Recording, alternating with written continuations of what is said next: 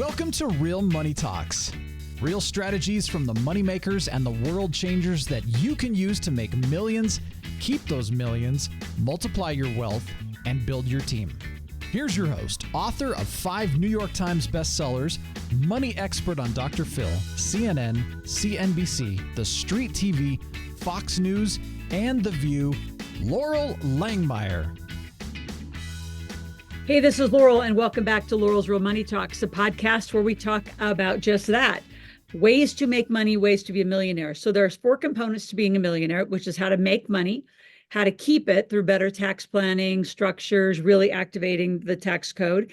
How do you invest? And most people invest either in stock market or real estate. They don't know there's about 100 other alternatives they can buy into.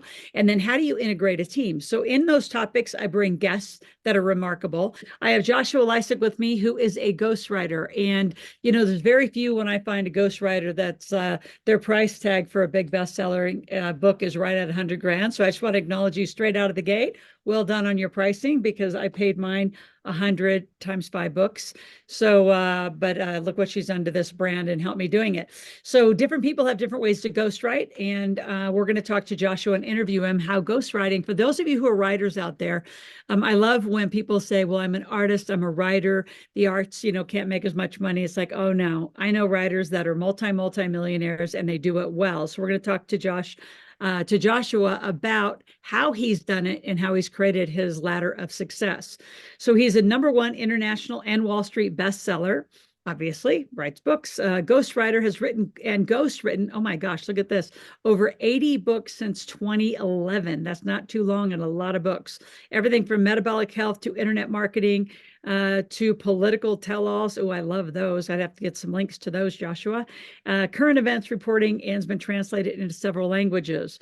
After multiple novels being published with independent publishing houses, he turned his talent to helping others achieve, you know, their real goals and their literacy goals. So how many of you out there, right, really want to write a book? Or my favorite too, Joshua, is I've been working on a book for years versus ever just getting them done and knocking them out. So he's a leading expert on author voice authenticity. I love his brand. It's the best way to say it, because there's so many ways that you get to it. So I'm going to just jump straight into it. We'll put his full bio up on the description below, because it's quite lengthy and quite stunning, and could teach you. And a lot of you get these books out. And I've never done a book alone without a ghostwriter, an editor, somebody who actually makes all of my words look like this, and that is their job. So Joshua, welcome to Ask Laurel. Laurel, I'm pleased to be with you today. Thank you. Well, I'm excited that you're here. You have over 2,700 students worldwide. I mean, why does someone, you know, who wants to write a book work with a ghostwriter? And talk about how common that is. And I'm actually going to lead in a little direction, because I have so many clients who were working on creating millionaires, or, you know, creating a bigger business for them. And unfortunately, they're stuck in writer's block because they don't have a you on their team. So let's talk about how common it is and why I think it's essential. Actually, I'll just lead right into how critical I think you are to people. I appreciate that. Yes. Writer's block, of course, exists, but ghostwriter's block does not. And the reason it doesn't is the very reason that someone hires a ghostwriter in the first place. So the metaphor that I found that works the best to explain this is that unless you are a bona fide tax professional, tax expert, tax accountant, you're probably not literally filling out every single line of your taxes yourself.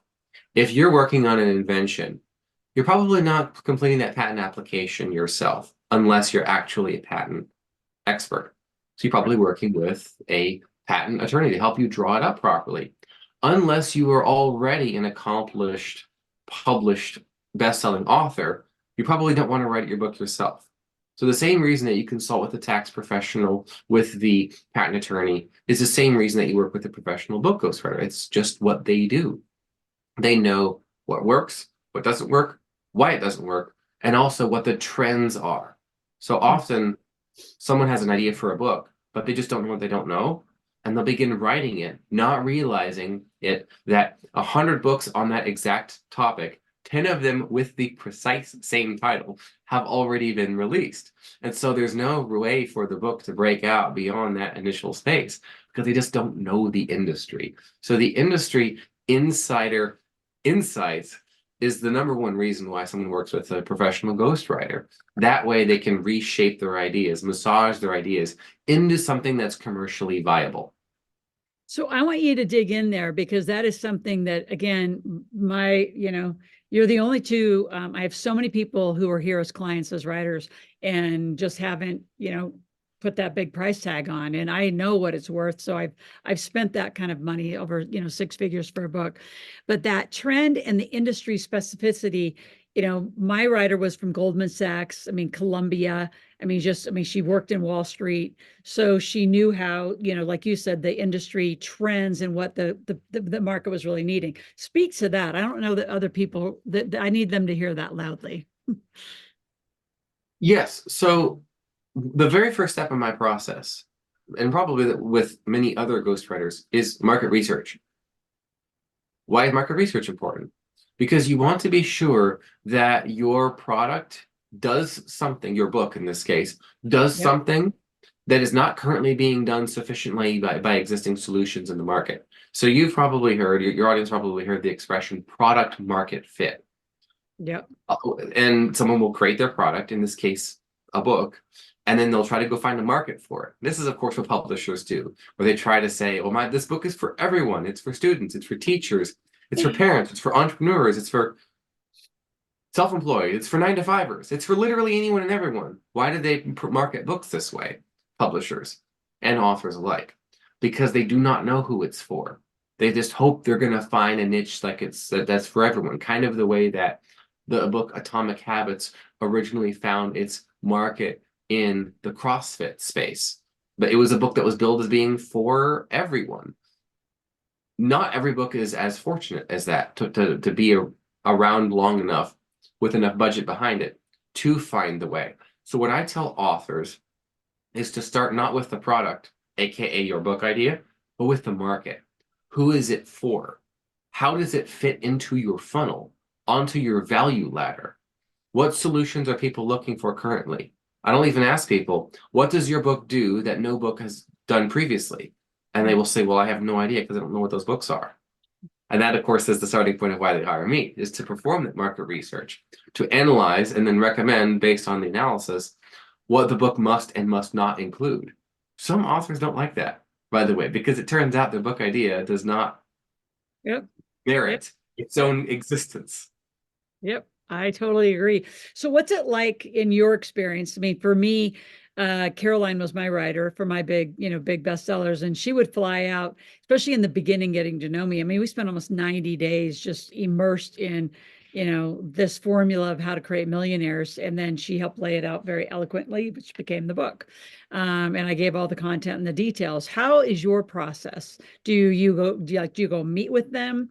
Like we started like that, she flew in from New York and we spent a bunch of time, and then we just would be on Zooms every week and just continued. I had the content, but she would lay it, like you said, into what, she knew that the market was going to need. So how do you work with them, and give some examples? Yes, so I've flown out to around the country and other parts of the world, even to spend days, even a couple of weeks with someone. And usually the larger their profile, the more time you have to spend with them up front, because there are already so many expectations around their personal brand. And this is significant for authors who have a high profile, but haven't done a book before. And the book must be an accurate reflection of what they are currently known for. But usually public figures want to do a book to go in a slightly different direction. They either want to alter their direction, let's say to adjust the vector, the direction of their brand and what else they can be talking about. They might want to incorporate other industries or focus only on one exclusive industry. But so the book has to have this delicate balancing act of making sure that it's sufficiently covering the expectations of what they're going to be talking about. It's their first book. If your audience is going to be your word of mouth marketers for your book launch. So you want to make sure they're happy with it. But Mm. at the same time, you need something new, something deeper, something original, something that's frankly more exciting than what the previous stuff has been. Because what happens if you just have repurposed content that you know is the greatest hits with your audience, then your audience will offer a lackluster response to the book because they already know all this stuff. They've already bought it in Right. high-priced courses or in coaching or consulting or whatever your business model is. And so the book is just a $20 version of all of your content that already exists. So repurposing too much content that already exists is unwise. Plus, it can also cannibalize course sales, consulting sales, coaching sales, other things that are a real problem because book sales go up, course sales go down. But if the course was $1,500 and the book's $15, you now have a problem. Yeah. So what are you seeing right now in this market that sells books? And I keep using my audience has been with me for quite a while. So, I think they know like this one hit, that we were personal finance book of the year. We were the business book of the year. This one was a heavy lift, and we had to put an NFT with it, Joshua, just to make a book this thick, which is almost 300 pages, attractive to most of an audience who wants to, do audio and Kindle, not this. So what are you seeing that actually helps these move? Because these are what count, as they go through the big bestseller list. What Yes. sells? So are you talking about the audio versus hardcover versus digital versus the soft cover? Do both. Do more just the trend in the industry. Yeah. And just like, so the trend of what you're seeing, where the magnitude of sales are, having, because with McGraw-Hill, they'd only launched the hardback for now. So hopefully as we go into this year, we'll be 2 years out by June that we can at least release a paperback. So at least we have another option. But those, I mean, it was interesting because our audio flew off the shelves and the hardbacks didn't. So that's why we had to partner with an NFT and we had to do a whole utility. And I mean, it was a heavy lift to get bestseller status on this last run because the market's so different. So I think it's both, Joshua. Talk about the like the different modalities of it, but also why and what you can do to encourage more sales. What works? Yes. So when I work with an author on, let's say, teasing their book to their audience, the number one most common question, and this is going back at least 5 years now, number one most common question is, will there be an audiobook? Mm. Number one most common question. And that's because the reading environment has changed. 100 years ago, even 50 years ago, when people were reading a book, they were literally just reading a book. Yeah. Now, if I'm reading a book, I'm also got my phone probably nearby. If a notification buzzes on, I'm immediately pulled out of the reading experience, and I've got that to take care of.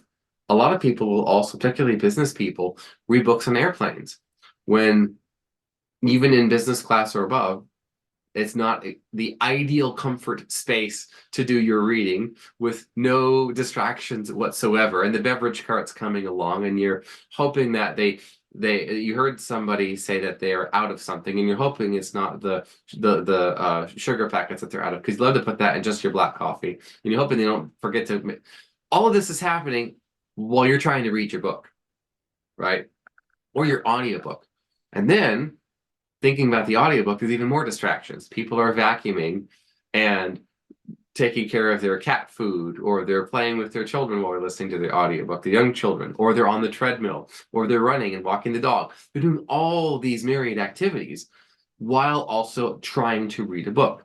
So this also means that writing at a lower language tier is essential for the modern reader, even the sophisticated consumer. Having easy to read, easy to digest, regular callbacks and reminders to what's to come, so that readers can remember, get the memory jogged in the middle of things, where they're at.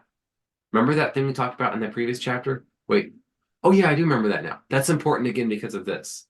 So the regular in-text references throughout the book, that's just one little technique that appeals to and helps the reader get everything they can out of all that's already in there because of the change. Now, you also asked about boosting one type of book sale over another. When I launched my book, So Good They Call You a Fake, last June, we did giveaways for, if you bought 5 copies, you would receive this special bonuses. If you bought 10 copies, you would receive this many amazing bonuses from it. And we moved about 1,000 doing just that, from my most eager people who were like, oh, heck yeah, I want to jump in on that. So you don't have to sell a lot of books to sell a lot of books, you see. So we found that bonus strategy worked quite well. And then, of course, when the audiobook comes out, people who've already bought the Kindle and the hardcover, maybe even the softcover too, they bought 5 softcovers, they then go and buy the audiobook. Whenever I post about my book, not just my author, but me for my own stuff, people will say, oh, I already got the Kindle and the audio, picking up the softcover today.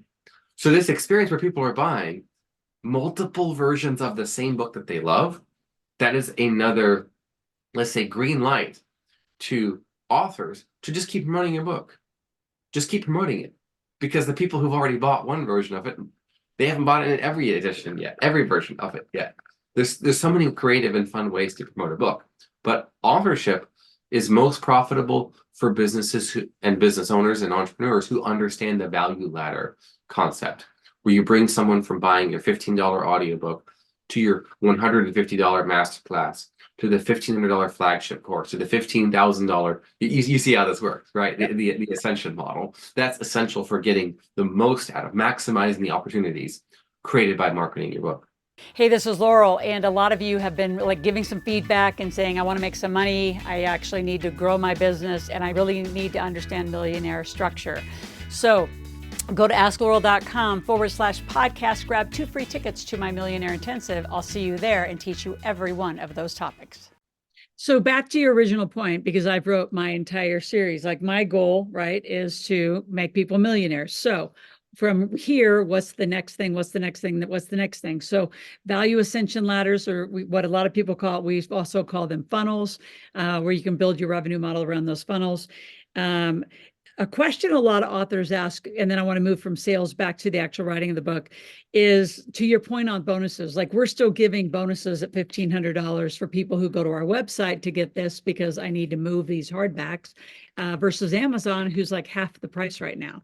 So talk about the bonuses, because I find a lot of people writing or launching, they've probably maybe already written a book, Joshua, but their launch strategies not good, because they don't want to give too much away. So speak a little bit to kind of the bonuses and what's attractive and what you've seen and that really works.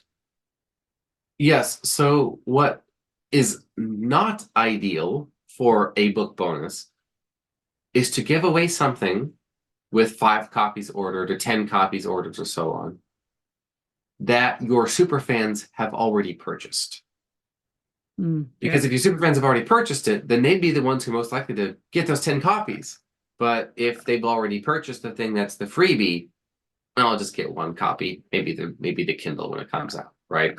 Yep. So what we did was we picked one of our products that it's not the least sales of all of our a dozen or so in the best way to say it system, but one of the ones that's kind of like the most niche product.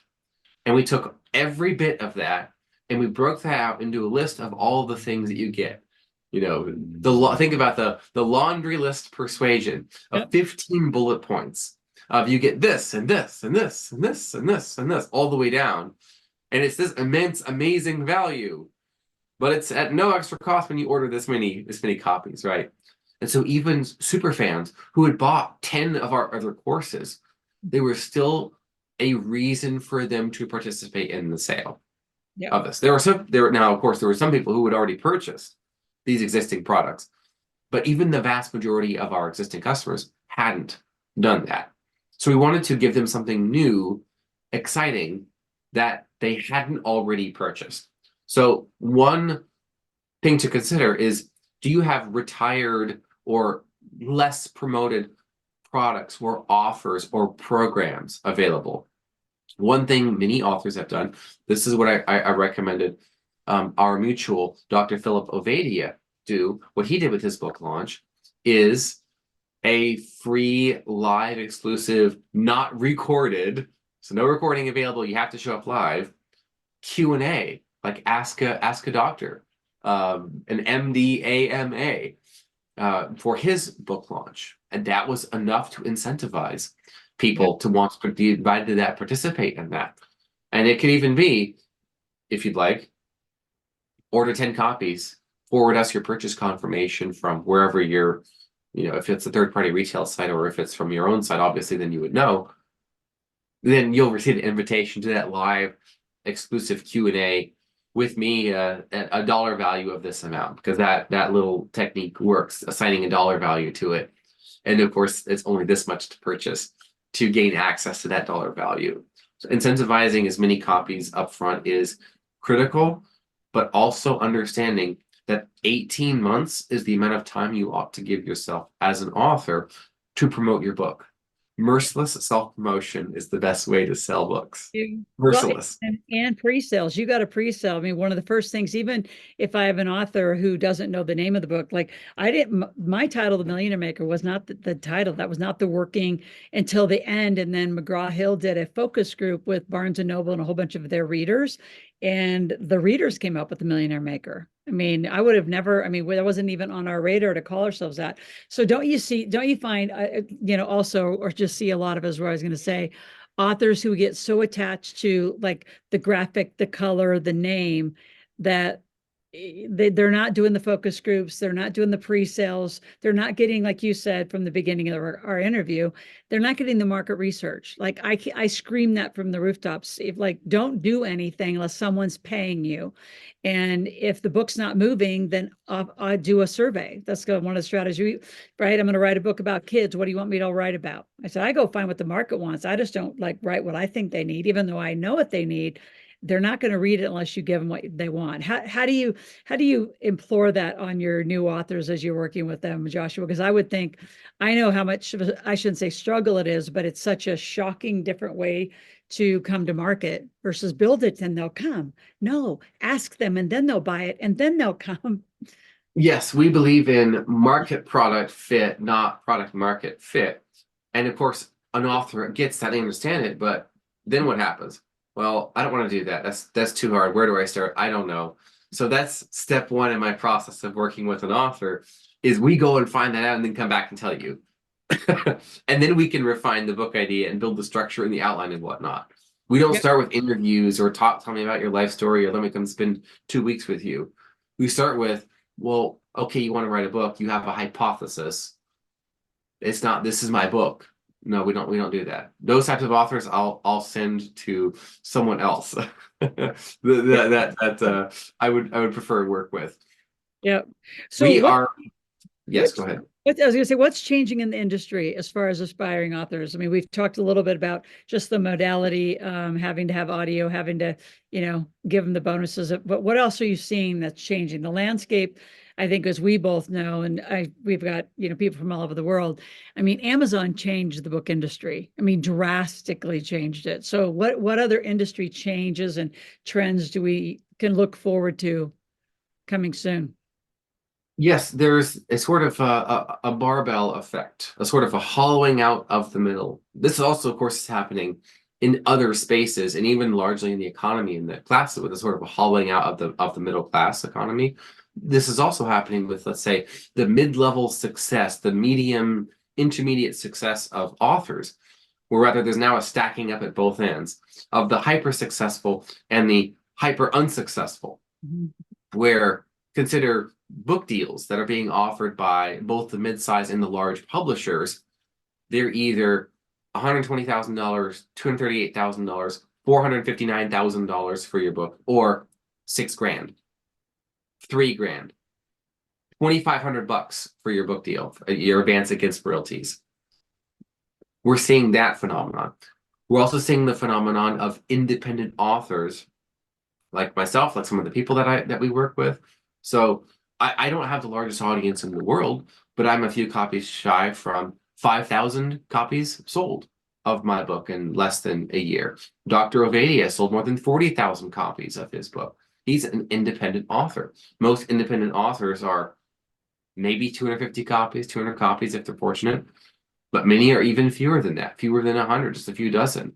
And so we're seeing that stacking up at the both ends.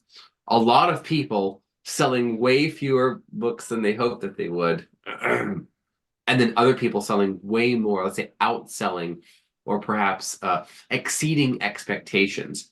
That is a trend that we're seeing. So, I mean, we know the obvious, but what are some reasons you would tell people to write a book? I mean, obviously, we've talked about the ascension ladder. I call it, if your book is your brains on paper, your expertise on paper.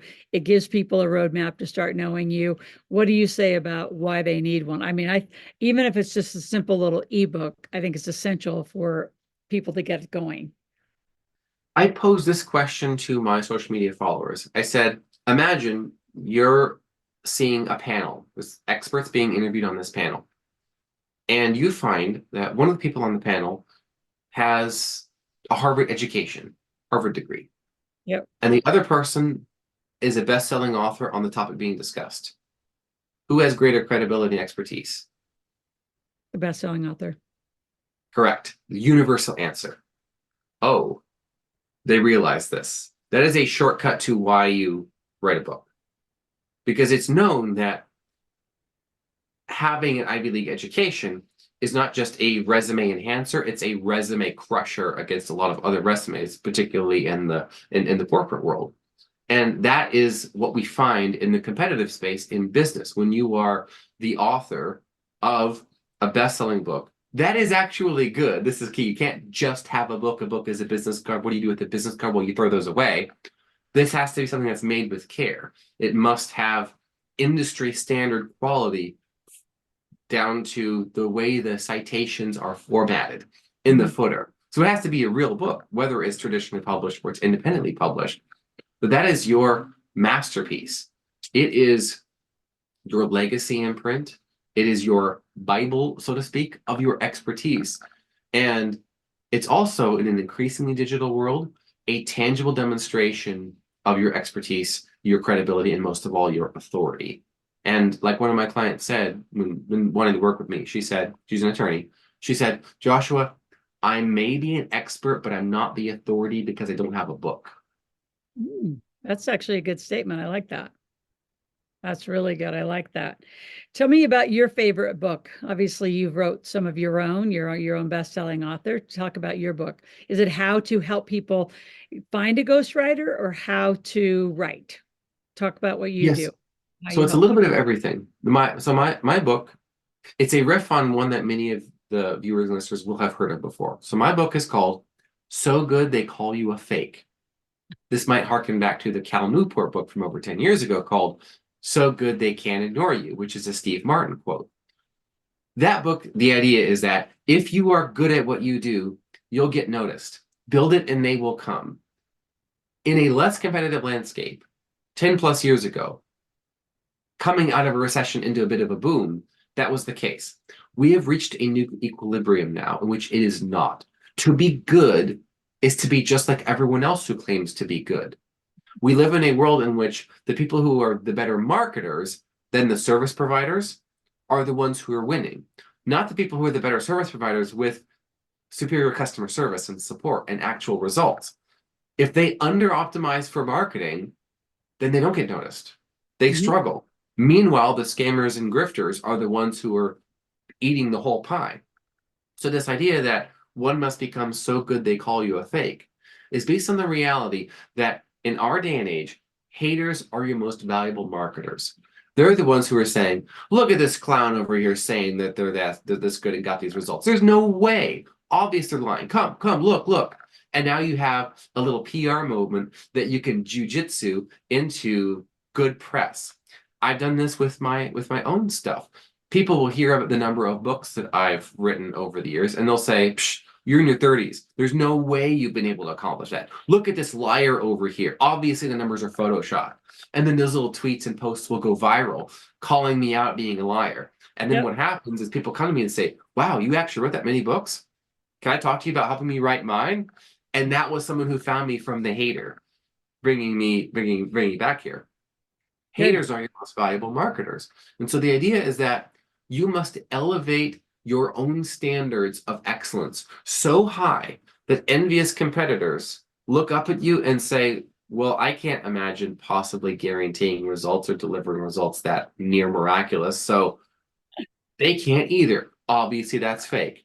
And so the book, yes, does talk about how to write books and design courses and create coaching programs. But most importantly, it is about designing your system for genius, documenting your expertise and your know-how into a repeatable process that delivers those best-in-class results that are so good that competitors say you're a fake. I love that. I love that. I know you have a gift for our audience. It's going to go to those of you out there. We'll put it in the description in the show notes. asklaurel.com/ghostwriting. So Joshua, tell us what we're going to get. So the free gift is perfect for this conversation on the idea of doing books. It's called the Golden Book Idea Workshop. So the free workshop you'll get to take, it will walk you through the process of not product market fit, but the proper market product fit. So how do you come up with a book idea that's serving an underserved market of people who want to buy your book? So the best books to write are the ones that you know are going to sell in the first place. And that's what the free gift, the Golden Book Idea Workshop, is going to help you do. I love that. And I appreciate that. And all of you, make sure you click on that link and show up to the workshop and start your book. If you don't have one, and here's what I also say to those of you who have one and don't think you have another one in here, the more you give your content, is what my entire life experience has been, more content's going to get delivered. There'll be another book emerge. There'll be another thing that emerges. I just find so many people, I only have one book in me. And it's like, no, one book's going to inspire another and another and another, for those of you who have, have a lot to say. I have a lot to say. So Joshua, I appreciate you being out here. I look forward to having you in our community and back supporting some of our other authors. Dr. Phil, as we mentioned before, Joshua did his book, and he's also a private client of mine, and he has amazing books called Stay Off My Operating Table, and he's a heart surgeon. So great title, by the way, if you helped him with that. That was brilliantly done. Yeah, he was real fun to work with. Yeah, it was great to have you today, and look forward to staying in touch. Any social, and then again, if you want to get in touch with Joshua, go through our link, asklaurel.com/ghostwriting, and grab a ticket to an invitation to his workshop. I might even go too. I think it's kind of fun. I love watching other people watch other books, because all of our clients need it. So thank you for being here today. My pleasure, Laurel. Thank you. The rest of you will be back next Friday with another guest, another topic on how you can make money, keep it, or invest it. Take care. Have an amazing day. Thanks for listening to the Real Money Talks podcast. Your host has been Laurel Langmeyer, author of 5 New York Times bestsellers, money expert on Dr. Phil, CNN, CNBC, The Street TV, Fox News, and The View. Want to learn more about off-Wall Street investing, tax strategies, and multi-million-dollar business strategies? Visit liveoutloud.com/podcast for past episodes, show notes, and resources. For some special wealth-building gifts only for Laurel's podcast listeners, visit liveoutloud.com/podcast gifts. Do you have a burning question for Laurel? Visit asklaurel.com to submit your question, and it may just be covered on a podcast episode. So stay tuned and be sure to subscribe to get new episodes every week.